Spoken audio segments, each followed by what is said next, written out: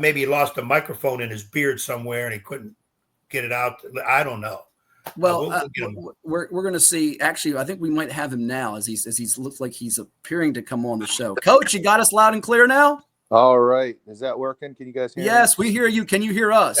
Like a silly person, I tried to log in through my computer. I should have just went to my phone. No, listen, we know what the problem is. Ed Young, you were around him too much. He gave you a computer virus. That's all it was. He tried to give you bad luck last night. It had to have been Ed with the computer, but we could see you. You just couldn't hear us. But we're glad you were able to get the phone working, and we got you. With the beard, which, by the way, you're now the Beast, according to Mike Desmond. So you take on Jordan Scott, nicknamed Fuzzy. It's going to be the Beast versus Fuzzy. And regardless of what happens, whether your Cavalry can do it or his South Lakes fans can do it, we want to see the championship trophy given to you and your Cavs or Coach Desmond and the Seahawks. And then as we part the night and go off the air, we want to have the fan base crowd surf Ed at the Siegel Center. That would just be riveting content for our viewing audience on the NFHS network.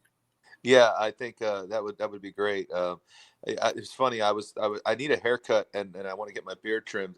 And we had a little parent get together last week, and I was like, yeah, I got to get over to the barber tomorrow and get my haircut. And one of the parents was like, absolutely not. We're on a run. You can't cut anything. I was like, okay. That's right. You can't shave while it's working. Don't mess it up.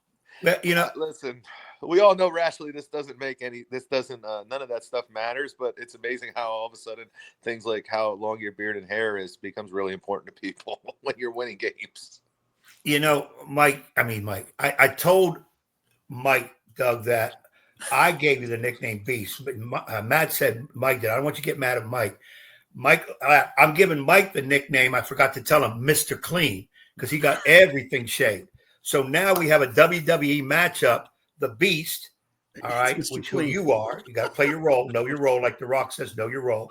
And then Mr. Clean, who back in the day were two wrestlers with that name. Yeah. Mr. Clean and the Beast. So that's going to be the matchup because, me, I like to have the coaching matchup as part of the big story. I always try to look for something in the coaches. So that's going to be the Beast going against Mr. Clean in this one to see what happens. Now, Doug, if anybody knows what I have to go through, what I go through with this nut job. He's begging the world to crowd surf me. Okay. Nobody talks about crowd surfing him. So I'm going to get your Cavalier country. Look, our audience wants it. They all want it. Mark and the audience want it. You're alone, Ed. They want it. No. I'm too heavy. Hatfield's a lot lighter. They can move him all over the place, mess his hair up because he always talks about hair being kept, and we'll go from there. Or whatever coach wins the title, their crowd would serve Doug Craig up over their head or Mike. I would pay to see that myself. So, But this nut job here always comes up. Like I said, he would like to see a bet with me standing on the middle of I-95 in the middle of rush hour. Would he get hit or not? Just give him 30 seconds. He would go off on that kind of stuff. Well, two things to that. Number one, I don't need any reason to get mad at Mike Desmond. He makes me mad on a regular basis. But Mike and I are very good friends. And two, I think, listen, they only crowd surf guys that win over 500 games. They don't bother with any of us menial, short-term coaches. They need guys that have some longevity in the profession. And I think Coach Young would be perfect for that. No, see, these rookie coaches like this, they think they can get over on me. You're playing for a damn state championship. State championship trumps 500 or whatever wins all the time. So don't come with that one on there because I have ways. I know some special people in special places. Some guys that wear ties and suits. We get some things done. We got to crowd serve either you or this nut job over here. But more importantly, we got to get into what I thought was a tremendous matchup last night. Oscar Smith, your squad, Woodson. And that's why I was elected to take that game. I wanted to see that coaching matchup because I thought you were two distinct styles. And Doug, I didn't get a chance to speak to you before or after because I got there about 3 minutes ago in warm-ups. I didn't want to bother you. I saw you in gray mode. I saw the beast of burden with that beard. I said, I ain't messing with this dude. And I sat behind the scores table, right behind your guys' benches, because I want to hear the coaches. I want to see. I was watching it from the airport. I could see Ed on the stream. And then, by the way, he's going to tell you, he then sped. He broke 15 different state speeding laws to go see Green Run and Woodside at Ocean Lakes because this guy takes in twice as many games as I do. And I thought I watched the most games in the state. I haven't had a chance to watch that game yet. I'd like to go back. I'm gonna go back and watch it on the FHS. Yeah, that's a good one to see it. They really hold? Did Green Run like really hold the ball and run long No. possessions on them? Wow. No, I saw most of the second half, obviously getting there after going through the swamplands of Virginia. I don't think it was so much holding the ball. I think the game plan was really good defensively on what they do with Barksdale. And then again, it's not so much pressure in Barksdale. You got to pressure that ball and you play Woodside because they got scorers out there too, but you got to eliminate his touches because once he gets the ball inside at 6'8", 6'9", he has great body control and he can score shots. But again, your game, coming back to your game. Well, let's stop there, Ed, because we have some comments, and I'll let you chime in with some questions for Doug. And we got some guys coming up later with Greg Maynard of Albemarle, as well as Robbie Cutchins of Franklin here on the show. But John Hubman wants to know, Coach, did your strategy change when Chilton picked up his third foul? And then Ed can jump in with you here. Go ahead. That's a question I want to know. Yeah, I mean, obviously, he's probably our most talented offensive player. And, anytime you lose, in a game like this, when you get guys in foul trouble, you have to kind of adjust a little bit. Now, we're fortunate enough to have another point guard in Theo Burke that can really handle the ball and handle pressure. And even our bigger guys like Will Taylor and Limbago can handle the ball and make decisions. So we were kind of able to kind of weather those minutes when Kalen was off the floor. I felt like we still were able to get into our offense and get decent shots at the basket. But yeah, I mean, obviously you're looking to kind of manufacture some offense when you're talented guys off the floor. But we kind of brought in Colin Morgan for him, and Colin's a really good defense player. He's very long, so our team looks a little different because we're a lot bigger when one of the guards goes off the floor. So yeah, it was kind of like mix and match a little bit, try to maybe slow the game down a little bit because Kalen is the one guy we have that can kind of like go get his own shot against just about anybody. And so we wanted to make sure we kind of, make sure the ball was in the right guy's hands, get good shots. One of the other things we thought about prior to the game was we knew that they were going to really pressure our guards and really get after us. And we knew that Will Taylor would be kind of like a natural pressure release all game long because he was going to have their big guy guarding him. And Will's such a good ball handler, passer, and decision maker that we were able to kind of use him to help facilitate our offense.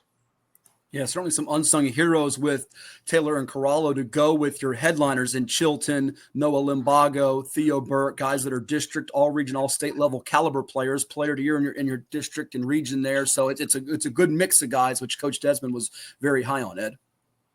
Well, and coming into and watching what happened into that game, Doug, I thought early Smith was able to get in the lane. And I know some things that we had talked about in the past, what they're good at is they come at you. I mean, they're great at rip and run. They don't throw outlet passes. They don't need to because guys can handle. And they'll coming at you and they'll, when you're getting turned to play defense, they're laying it up at the rim. Yeah. And they were coming at you pretty good. Now, your interior defense was causing some missed shots. But they did enough to hang around.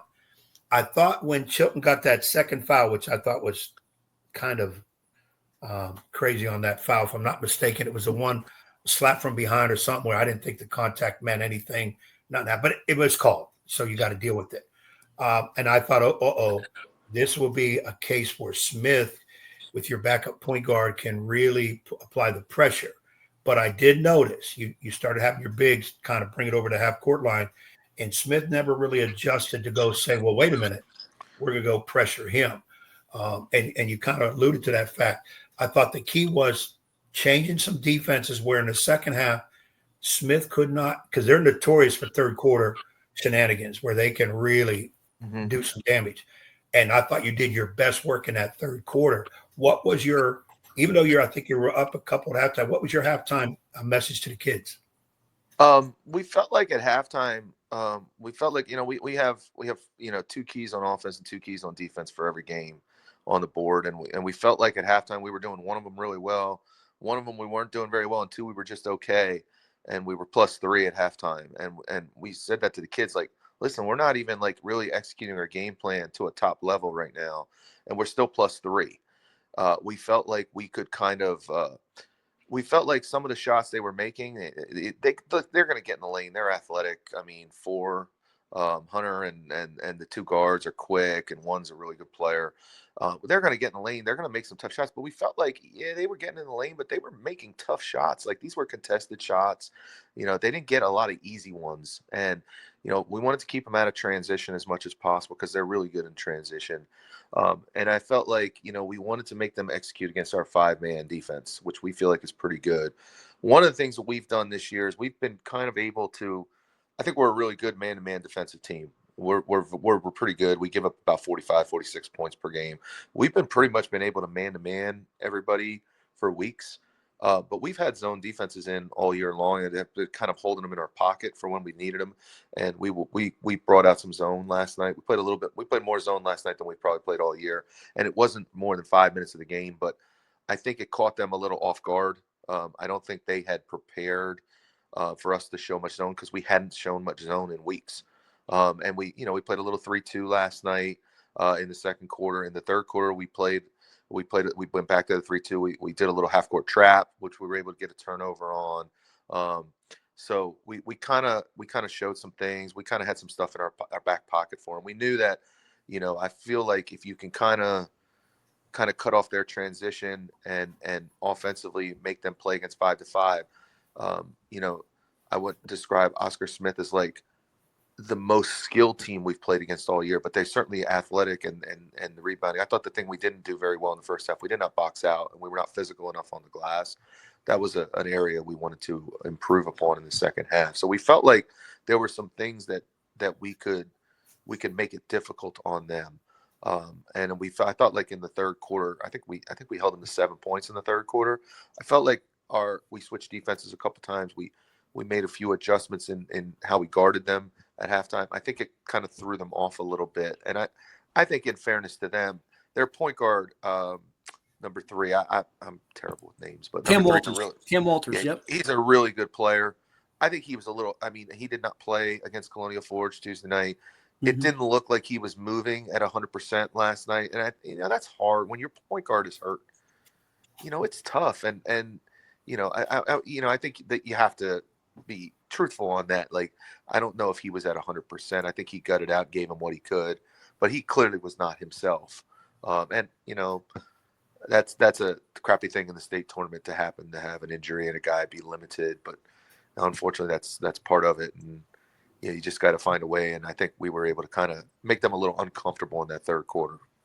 He had the toe injury that he suffered in last week's region championship win over Lansdowne, which we watched. We're talking with Doug Craig, head basketball coach of the CG Woodson Cavaliers. They're moving on to the state championship, trying to win like they did in 2017 when Ed and I were fortunate enough with Andy Hayes to broadcast on the NFHS network their overtime thriller and win over CD Hylton in a year where they won all their overtime games. Woodson now at 25-4 gets ready to take on South Lakes at 26-4 in the state finals at VCU. I know you and Ed could go for an hour plus reminiscing about all your Pennsylvania grow-up days and also about how this state tournament can be fixed and changed and bettered, which we'll do it at a different episode, a different time, because we're pressed for time today. But I want to know, before Ed jumps back in here with you with a couple questions on the game coming up with South Lakes, we got to broadcast your game here on CoVA Sports TV when you beat Kings Fork in the 7-5-7. How much did you reference that and use that as a learning experience and a tool for what you had on Friday night against Oscar Smith? You traveled to a foreign territory. You're playing a team that's athletic. Certainly it had to help you as you prepare for that game on Friday.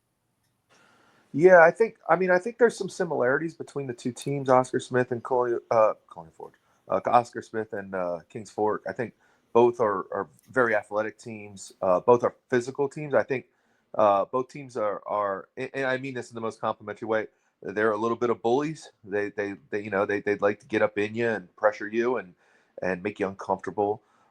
So I think they're playing that game certainly helped.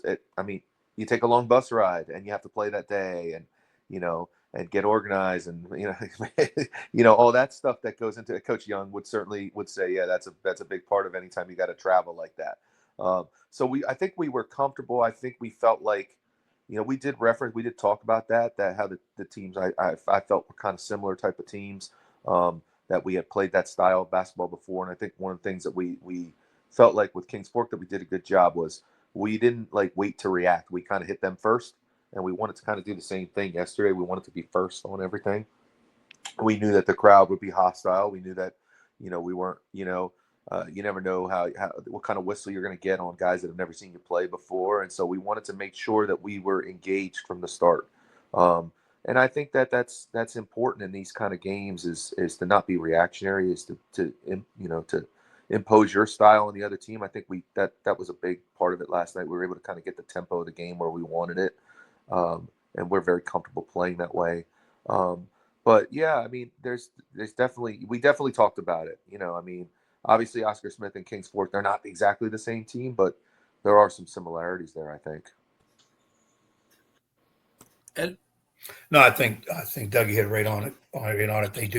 They are very similar. When those two play each other, it's kind of a war because they do bully and they do try to intimidate you. I thought last night in watching, there was a couple times your kids actually got held, jerseys pulled, and your crowd noticed it because I happened to sit, I think, near your crowd, but the referees did, and it's kind of like we let them play, and then all of a sudden you see that, like I said, that wraparound foul that your point guard had, really, trying to steal it from behind.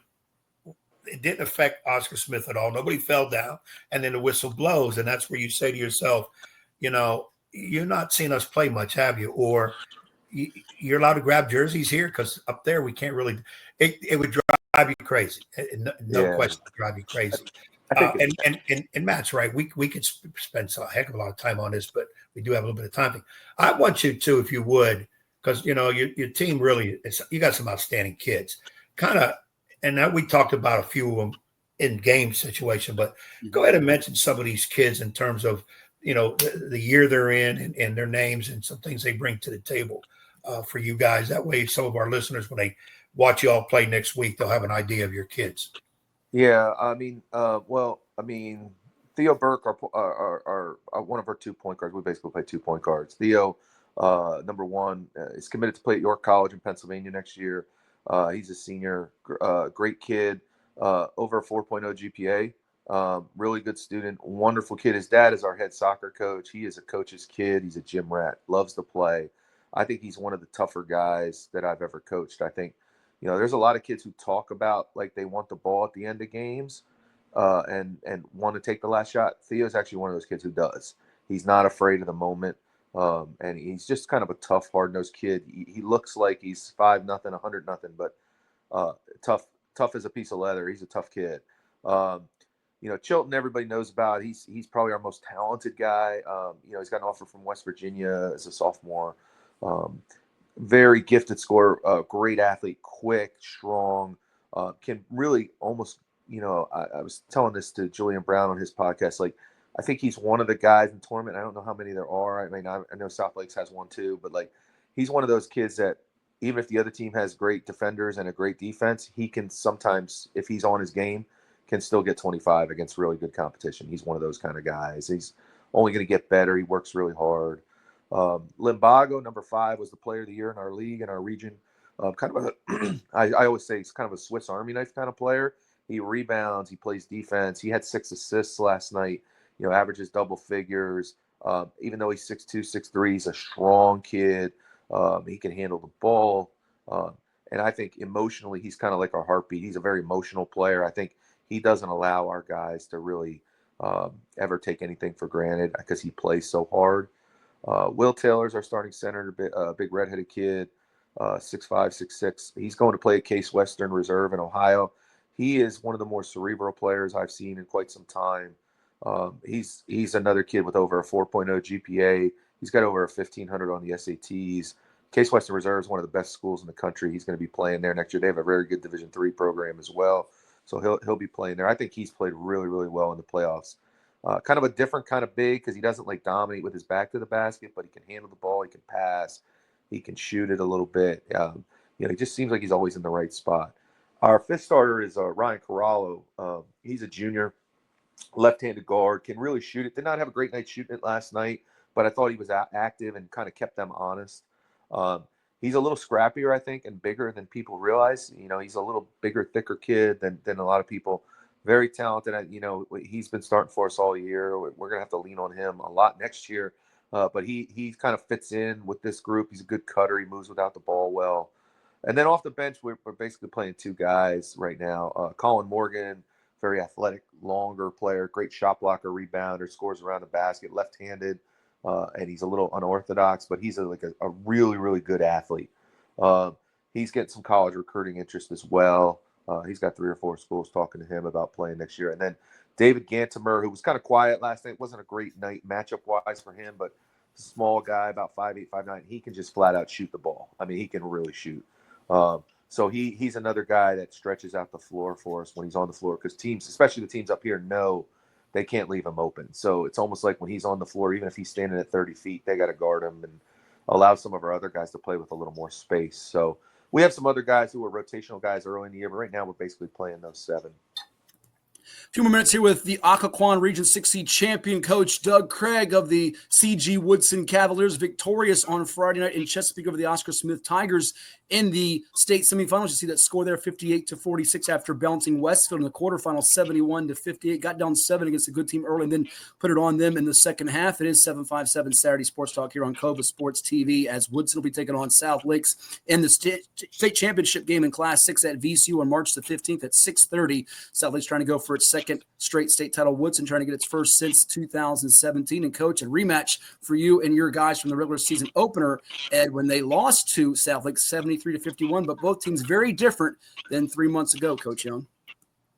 Yeah, Doug, I was going to get into that next. You played in the first game of the year, and you are different now. I know you don't want to divulge game plan. Mike didn't want to do it either. I think he's already watched 7 films. He said, it's Saturday morning for me. I'm watching cartoons after this. But I'm sure you'll be doing some film stuff too. But give us some little intel on South Lakes. Yeah, I'll be honest with you. I haven't watched any film on them yet today. Well, you had a long bus ride back. We didn't get back till like 12:30 last night. So Mike he played at home, so he was probably in his office watching the film after the game was over. But no, South Lakes, great team, great program. Obviously, defending state champions, but they've been in the state tournament now, I think, 3 or 4 years in a row. Mike does an excellent job. His staff, they're very well prepared, very professional staff. They will have a good game plan. They will execute their stuff.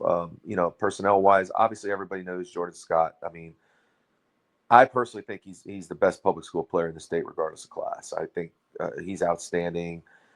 Good size at 6'7", 6'8". Can really shoot it, can score it. Can get you for 30 if you're not careful. But at the same time, too, if you just run double teams at him all night, he's unselfish. I think that's the thing about him that impresses me the most. Is he is so unselfish. If you double him, he'll give the ball to some of those other guys who maybe can't get you for 30, but can get you for 15 because you don't guard him, because you're focusing so much attention on him. And I think he's not only have they made him be unselfish, he's a willing passer. And I think that makes him very dangerous to play against, because he's the most talented guy on the floor. He's the biggest guy on the floor. He's smart and he's unselfish. I mean, that's a pretty good combination in any book. But they have some other guys too that are really good players that, Jordan gets so much of the headlines, and rightly so. But Merrick Railstone is another kid like 6'6" who can handle the ball and pass and shoot. Very talented guy. I think he'll be a Division I player.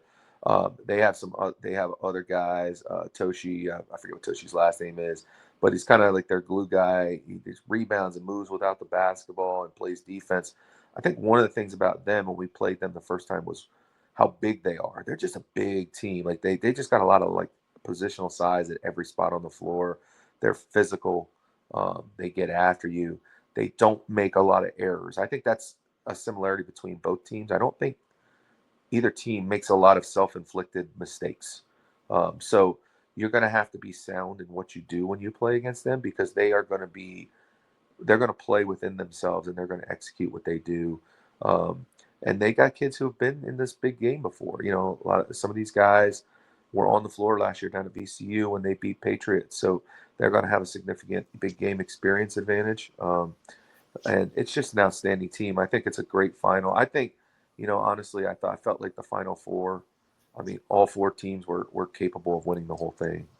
And all very good teams, good coaches. I think this year in 6A, I think there were 5 coaches that had coached a state championship team. Yes. And then you had, Sherm over at Patriot, who's been in the final twice.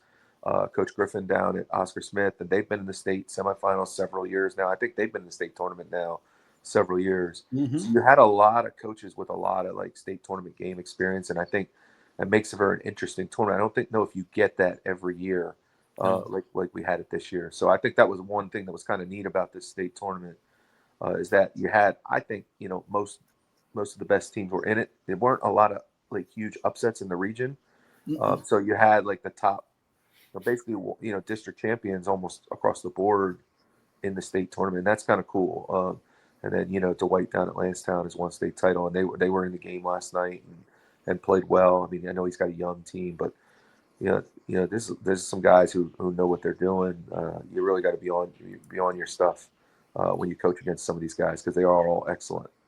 You nailed the storylines right there, Doug, with state championship coaches like yourself, Mike Desmond, Dwight Robinson, Kevin Harris at Westfield, Sherman Rivers and LeVar Griffin have been knocking on the door, and certainly Westfield and Lansdowne, the way they're built, they're going to be in these championship runs for years to come. But I also like the fact you and Coach Desmond, your class guys, your veteran coaches, you've won it before, and you know each other's teams inside and out. You give a better breakdown of the other team's personnel than your own sometimes, it feels like. But you've also learned from Coach Young and the mini sandbagging way of playing it coy. Y'all have followed one of the old KG vets on how to do this thing. And, we're just happy to be there. You guys have learned and done it the right way at approaching it. So Ed, you've taught the next generation well and how you do this. Don't shake your head. We just got to get Ed Krauser. That's all I care about. Coach Young, all these guys who aren't in coaching don't understand that they think it's sandbagging and stuff like that. But it's the truth. Like, you never like, you can't prepare for a run like this. I knew we had a good team, but I didn't expect to be in the state final. Like, you're just trying to get your kids to play well at the right time and get them to play together. And if you have talent, sometimes the winning takes care of itself. I think everybody from the outside, it's just how we are in this country. Like, with a lot of coach worship, and it's like, at the end of the day, the kids make every single shot, every play. You're just trying as a coach to put them in a position to be successful. And to be successful, they have to make the plays themselves. And Coach Desmond does a great job. He's a great staff. But I will say this for the state final. I'll say something a little controversial. I have the better hair than Mike Desmond. There you go. Bald. He has no hair. I at least still have it's thinning, but I still have some. And Mike doesn't have any. So I win that matchup. Well, the game is irrelevant. I have the better hair. That's what's really important. Listen, you're like me, Doug. I have better hair than Young, and Ed doesn't like it. That's why he gets so jealous and wants to make those shots at me. Yeah. I don't have any problem with him and his Grecian 57 or how many products he puts on his hair. That's fine. I already said the matchup, the beard against the bald, the beast against Mr. Clean is going to be probably going to outdo the kids in the game. It shouldn't be that way, but it's just the way it is. I want to back up a little bit. When Matt and I started talking about states and whatever, Doug, we gave Woodside Region 5 title again. John Marshall, Class 2, it's everybody who's going to face Marshall. Marshall's going to get automatic. We thought Northside with the great backcourt, Billy Pope at the helm, they're pretty much everybody else is going for second. When we said 6, what was crazy was here comes South Lakes with Jordan Scott back, Mike Desmond, and coach. We did not give them automatically state title. We said, hold on. There's too many good teams in 6. First of all, Lansdowne and Smith, we already know what they got. We see them every day. Tremendous athletes, coaches that have been there before. So we were kind of like, one week we're picking this team, one week we're picking that team. Then the third week we said, whoa, we forgot about this team. That's how good 6 was. But my point to that is guys like you and Mike, Dwight, guys that really know what the hell they're doing, guys that I don't want to coach against because I got to work my ass off to beat them. That's what I say about you guys. There are guys that I'll go against in my career. I'm not really worried if we screw up. No, I don't mean to be disrespectful to coaches because I admire most all coaches. But the idea is there's some guys you got to work against and some guys you don't. Number one, you have to have talent. To get where you're at right now, you got to have talent. You have talent. Number 2, strength of schedule. How you manipulate your non-district games, where they at on the schedule, and how you get through your tough games in the schedule to get you ready. People say, you got to play extremely tough schedule to get to states. I don't necessarily agree with that because if you play an extremely tough schedule and you get your butt beat all the time, you never get to states because we don't have large teams in. So you got to be careful how you do that. And then number 3, which is kind of hidden, you got to have a guy calling the shots who knows what the hell he's doing. And somebody like yourself, like I said, Mike and whatever, and I'm not just trying to love on guys because we got you in front of us. It's guys that really know what they're doing. They coach their kids hard, but yet they defend their kids hard too. Because some coaches scream and yell. I've seen timeouts this year. I don't even know what the timeout was for. It was just screaming and yelling, and nothing got done. And I'm thinking, okay, I got to take note of that because I don't want to be one of those type. And a lot of times, sometimes I take a timeout and let the kids run the timeout. Hey, you're playing the damn game. You got yourself down 10. How y'all going to get out of it? Okay, you tell me. You stand up and let me sit down. You tell me. But you got to sometimes release that. Sometimes coaches don't do it. They try to be in control. Like they don't let their assistant coaches say much. I watched your interaction last night, your assistant coaches. You have great interaction with assistant coaches. Your assistant coaches have say in what they're doing. A lot of teams don't have that.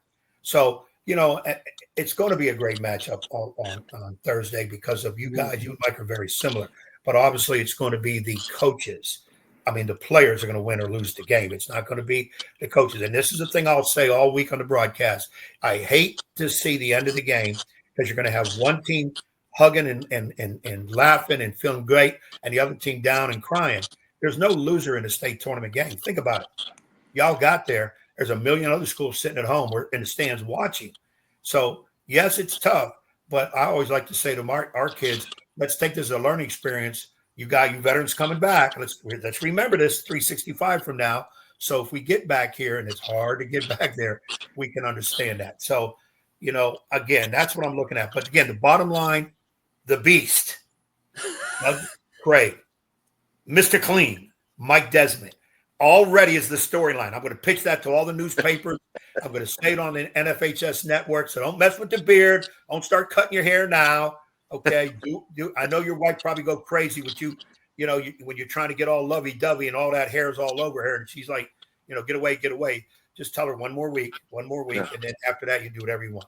And don't forget Fuzzy Jordan Scott, too. Don't forget Fuzzy Jordan Scott. Before we get the final comments from you, Coach Craig, and Ed here, John DeCandida wants to know Ed's top 5 high school coaches in the state of Virginia. I'm going to hold his feet to the fire later on in the show because I imagine Doug Craig could be on that list. Dwight Robinson of Lansdowne could be on that list. We got a guest coming up in Greg Maynard of Albemarle who could be on that list. It's going to be a tough list to make, but I'll hold Ed's feet to the fire at the end of the show. We got a lot to go over with Greg Maynard coming up. Robbie Cutchins of Franklin coming up. Sound clips, interviews that Jack Lowe did with both Cash Jackson and Kenneth Harris of Green Run coming up. But we're going to hold Ed's feet to the fire, which I love to do because then his toes get burned, Doug. Listen, a funny story about last night. Talk about wives and all that stuff. So I get back on the bus last night. A big win. We were going to the state final. Everybody's happy. My wife, I sit down, and my wife turns to me and goes, "You need to go apologize to Coach Carr, your assistant coach. You yelled at him a lot tonight, and it's not very nice of you to yell at him." I said, "I already apologized." She's like, "No, you need to go apologize to him right now." So I had to walk back on the bus, apologize to my assistant coach, because I guess I yelled at him because we substituted the wrong guy in, or we didn't substitute correctly one time. And so I had to apologize to my assistant coaches. Lest anybody think that any head coach has any control of anything in their life. If you're married, you have no control. And my wife orders me around on even during basketball season about basketball things. That she, by the way, she knows nothing about basketball. She never played. She comes to like 5 games a year. She likes to knit. She knits up in the stands. But yes, I had to go apologize to my assistant coach because I had to make my wife happy last night. Isn't that amazing? Hey, if you don't keep the wife happy, you're not coaching. So I get all that too. And they'll come up. I mean, I'm not married. I'm divorced. I got rid of mine a long time ago, so I didn't have to go through those issues. Or did she get rid of you? That's another time for another show. I'm sorry. Go ahead. That's another show. But they'll come up with the craziest of things. Like you said, you got a big win on the road, hostile crowd. You're in the state tournament. Honey, what do you think? Yeah, you're yelling at your assistant coaches. You're not going to be doing that mess because they're pretty soon going to be yelling at me at the house. So you need to go out of nowhere. It comes out of nowhere. And you did the right thing. You just simply get up. Go do what you got to do. Come back, sit down, keep your mouth shut, and wait for the next situation that they'll come up with because it's the one thing about wives. You can never figure them out because they can't figure themselves out. I can say that she's not listening. Well, listen, as much of a beast as I am with this beard, I'm absolutely terrified of my wife. So I always got to keep her happy. And the funny part was my assistant coach said, it's not the first time you yelled at me. It won't be the last time, and it's fine. Hey, real quick, because I know we got to go. I've done that That's before for too. 2 hours. Go ahead. Hurry up, Ben. Go ahead. I look at my assistant coach. I said, anybody here breathing? What are we doing? Why the heck didn't we go to 2-1-2 zone? I had an assistant coach one time sitting back like this. He said, and he used some colorful language. We told you 3 minutes ago and you said no. So go ahead and lose the damn game. That's the kind of interaction you need to have with your assistant coaches, because they'll come right back with the same thing instead of being quiet or being upset. And that's the interaction you need with assistants. Listen, I am so blessed to have the staff I have. They're so much better coaches than I am, and they make me better and challenge me every day. They make me think about stuff I wouldn't. Any head coach, I think, and I always tell this to young head coaches when they're first starting out, is like, empower your assistant coaches to coach. Let them coach. They're not just there to hold a clipboard. Let them coach. Nobody has the market cornered on ideas and the game. Sometimes you get ideas from assistants that you wouldn't have thought of yourself, and you should want people to challenge you and to think about things that you wouldn't normally think about. And that's how you get better. I'm blessed. Zach Carr, Rich Avio's a longtime head coach, was a head coach at Yorktown for 20 years. Josh Peters. I have one of my former players, Andre Pacheco, on staff this year. All these guys are helping me get this team. It's not just a Doug Craig show. These guys do so much work behind the scenes and help our kids. And I wanted to make sure I acknowledge them publicly, because they do such a great job to help our kids. And they're the real reason that this group has been coming together. I think our staff does a great job. That's awesome. And as always, Coos, don't forget about Mrs. Craig. A happy wife means a happy life. And we'll be looking forward to next Saturday, Coach. South Lake, CG Woodson, the nightcap of the Class 6 finals there at VCU on March the 15th. All the best to you and your squad, and we'll see you next weekend, my friend. All right, Matthew, Coach Young, thank you guys so much for having me on, and I look forward to seeing you guys next week. Absolutely, see you up there. That is Doug Craig of the CG Woodson Cavaliers, moving on to the state championship game next week at VCU. Moving on to the state championship in Class 5. It's going to